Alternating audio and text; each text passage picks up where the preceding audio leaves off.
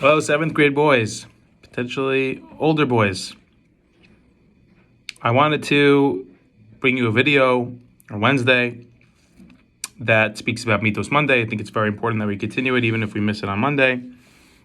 And I'm thinking that we should make sure that we're answering our homeworks. We are bringing home materials that were announced in class especially. If it wasn't announced in class, if there's a way that you can complete it at home or on a separate piece of paper and bring it in, or to email me like some people did the other night. It's very important that we communicate if there's any assignments to be done.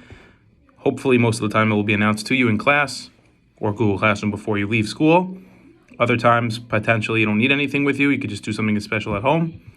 Or there's a third option, which is you try to do it in a way that you can complete it without having to have your stuff at home on a separate piece of paper, or through an email, getting an extension, and various other things.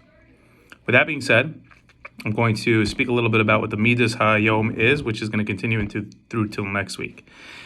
And I'm very happy that we're doing this because the Midah of this week is something that I think, and I'm going to be a little harsh now, a little bit sensitive, a little bit specific. I think our class, needs a little bit reminding and chizuk in. I think every yid needs a little reminding and chizuk in this area. And I think recently this will help our class, especially at this time of year. There's a concept of no pain, no gain. The world was created in a way that if you don't put blood, sweat, and tears in, it's very unlikely that success will not find you. It's those that put in effort, those that put in hours and hours, 10,000, we mentioned on Sunday, 10,000 hours or so into an activity, into a craft, into a sugya. It's those people that are successful.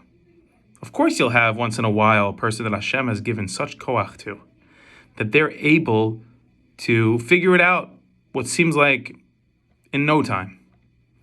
The people that pick up their skis and they go down the kiddie slopes and say, this is pretty easy. And the next thing you know, they're going down double black diamond. When I was a kid, my family was always interested in going to warm places if they ever went away. One year, my mom asked us, guys, what do you think about going to a snow place, a ski resort? We're like, we've never been. We're happy to try.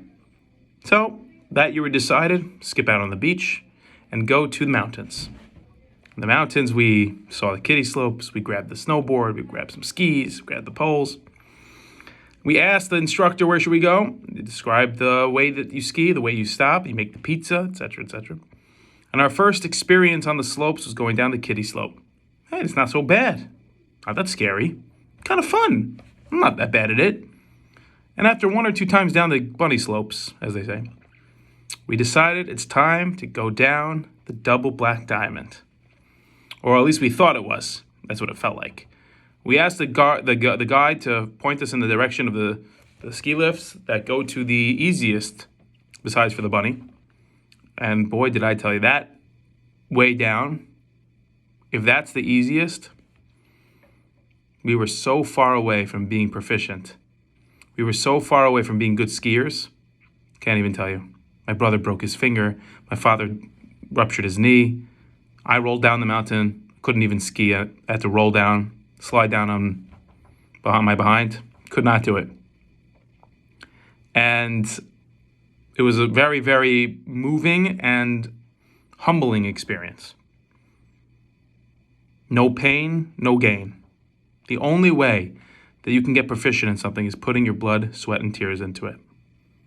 If you're coming in to class and you're looking for the easy way out, how long can I be out of class before my doctor realizes? How little homework can I get done and not get in trouble? What amount of studying do I need to do the least amount in order to get a decent grade? If that's your mentality, success is not going to run towards you.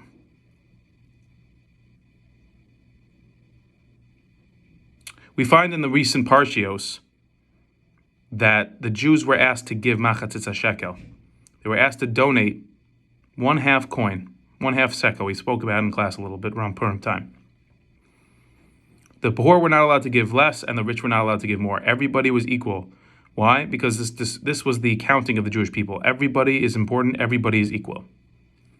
Rich or poor, a yid is important. However, when they were raising the funds for the metal and the animal products and things like that were going into the Mishkan, the Mishkan, there was no limit. Anyone, kol nediv libo, anyone who wanted to give as much as you want.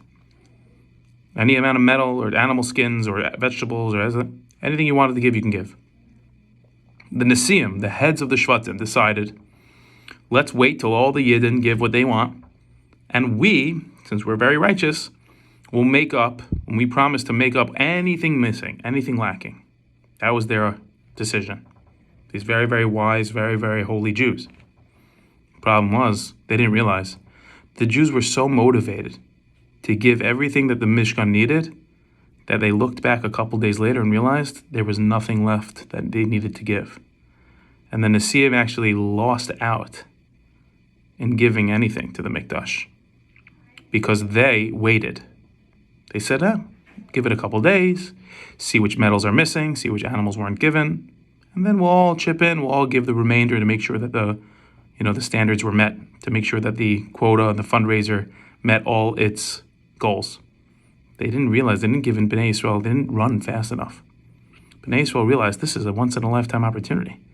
And they all gave as much and as little, as fast as possible, which left the Nesiim in a very uncomfortable predicament. They didn't run, they didn't try, they didn't give them their full attention, they didn't give full energy to this. And they actually missed out. It was very sad. They were very, very sad about it. And so please don't let that be you. You're missing out on such good learning, and such good experience, and such good Torah. It's going to make such an impression on you. Don't miss out because you are not interested in putting in the effort. Put the effort in, and I promise you will see success. Everybody to their own level, everybody to their own ability. But please, don't be the one to say, where's the easy road? I want to take that road. Greatness comes from blood, sweat, and tears. No pain, no gain.